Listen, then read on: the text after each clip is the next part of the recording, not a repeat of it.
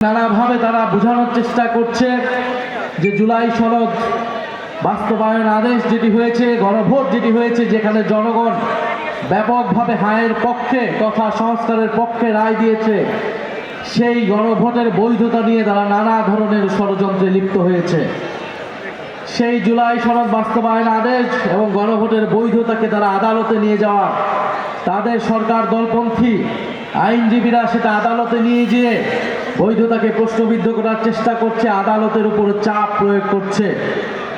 আমরা দেখছি দুদককে কিভাবে, দুদকের চেয়ারম্যান এবং কমিশনারদেরকে চাপ প্রয়োগ করে পদত্যাগে বাধ্য করা হলো।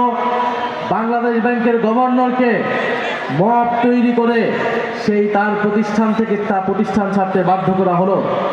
বিগত আমলে আমরা শেখ হাসিনার আমলে দেখেছিলাম এইভাবে রাষ্ট্রীয় প্রতিষ্ঠানগুলো, দেশের প্রতিষ্ঠান, বিচার বিভাগ, প্রশাসন, পুলিশ সব কিছু কীভাবে একটি দলীয়করণ করা হয়েছিল।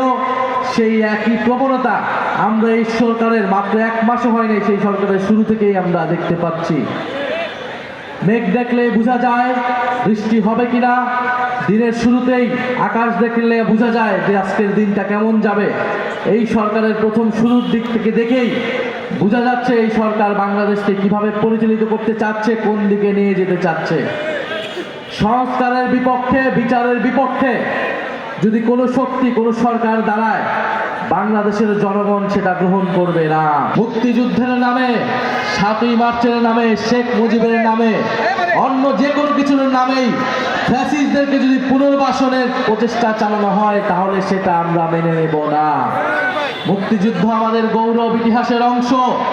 মুক্তিযুদ্ধের আকাঙ্ক্ষাকে যারা ভুলুণ্ঠিত করেছে, সেই ফ্যাসিস্ট দোসররা গত ১৬ বছর ধরে শেখ মুজিবের নামে, ৭ই মার্চের নামে, মুক্তিযুদ্ধের নামে তাদের সকল অপকর্ম, লুণ্ঠন, তাদের গণহত্যা, গুম খুন সব কিছুকে বৈধতা দেওয়ার চেষ্টা করে গিয়েছে।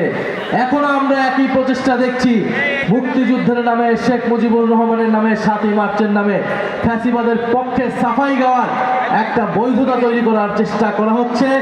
এই সকল চেষ্টাকারীদেরকে বলে দিতে চাই, আপনাদেরকে আমরা হুঁশিয়ার করতে চাই, এই ধরনের অপচেষ্টা করে কোনো লাভ হবে না।